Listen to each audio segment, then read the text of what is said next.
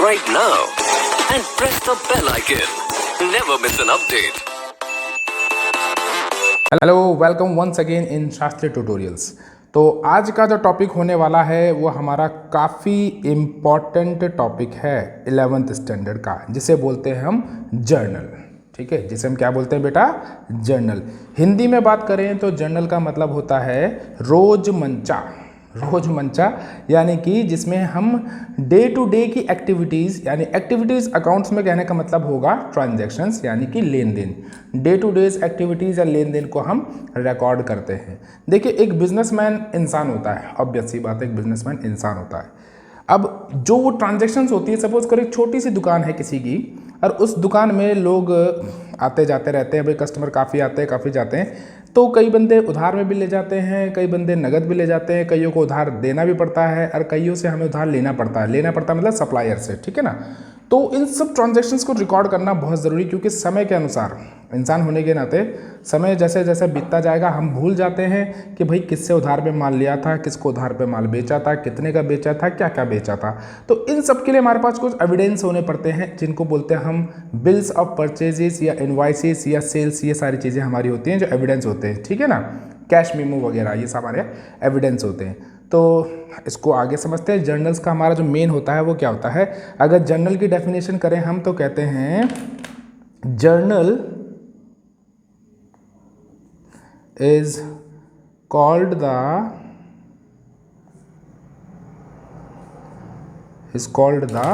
book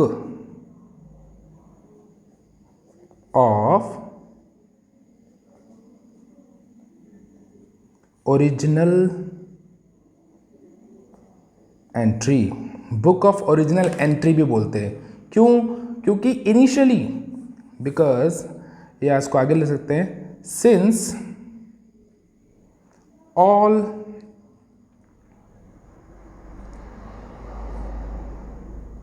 transactions are initially recorded in it.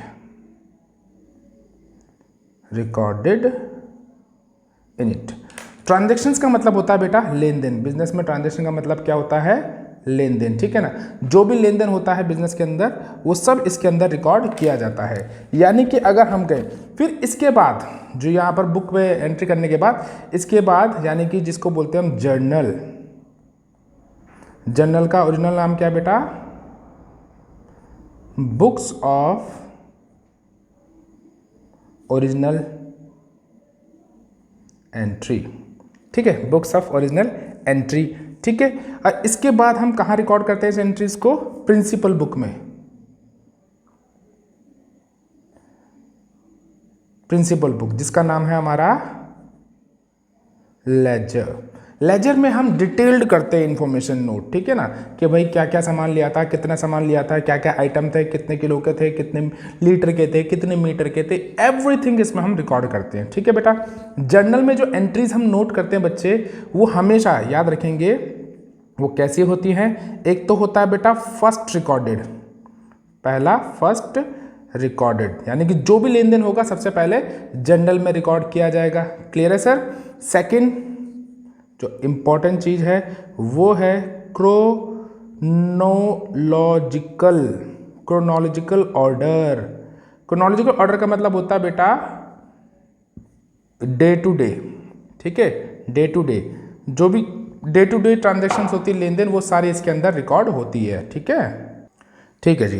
अब जो chronological order होता है ये कहाँ से बनाते हैं हम? इनके लिए जो हमारे पास जो सोर्स डॉक्यूमेंट होते हैं, सोर्सेस या सोर्स डॉक्यूमेंट कह लीजिए, सोर्स डॉक्यूमेंट्स, ये कौन कौन से होते हैं बेटा हमारे? एक तो होता है कैश मीमो, एक होता है बच्चे इनवॉइस, ठीक है जी, एक होता है हमारा परचेज बिल्स, ठीक है, परचेज बिल्स वगैरह, ये सारी चीज़ें इसके अंदर हमारी ट्रांजैक्शन। तो ये तो था हमारा थ्योरेटिकल पोर्शन, ठीक है।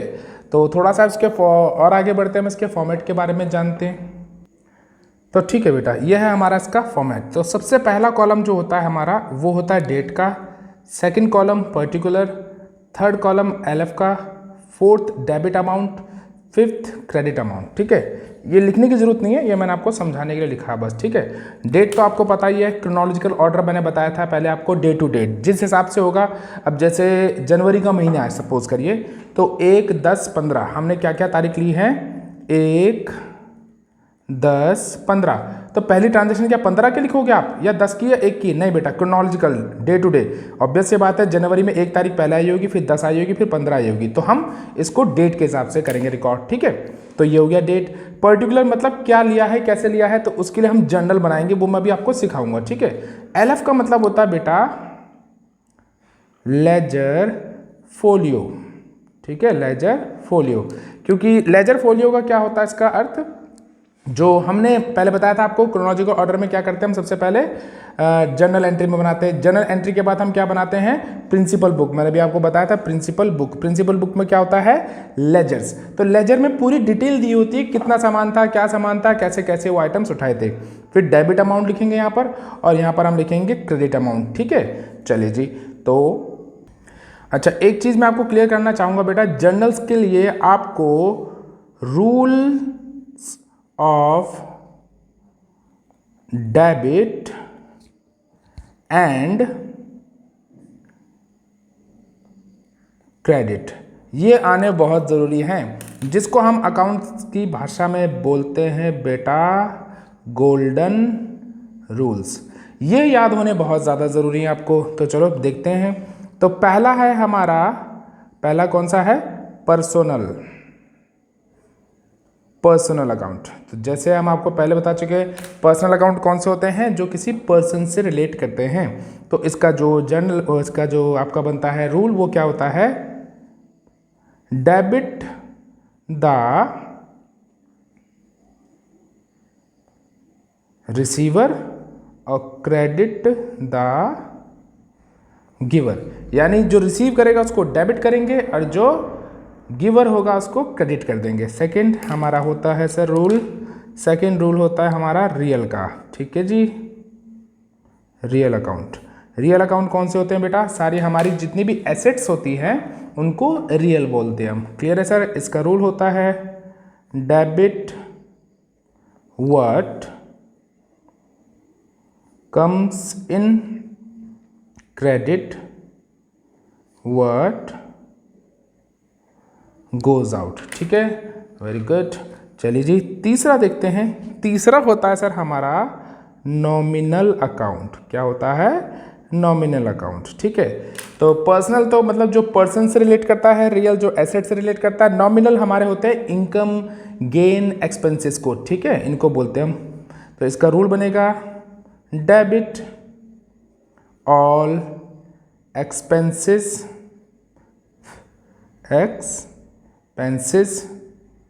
And losses. जो भी एक्सपेंस होंगे, लॉस होंगे, इनको डेबिट करेंगे। और credit all incomes and gain.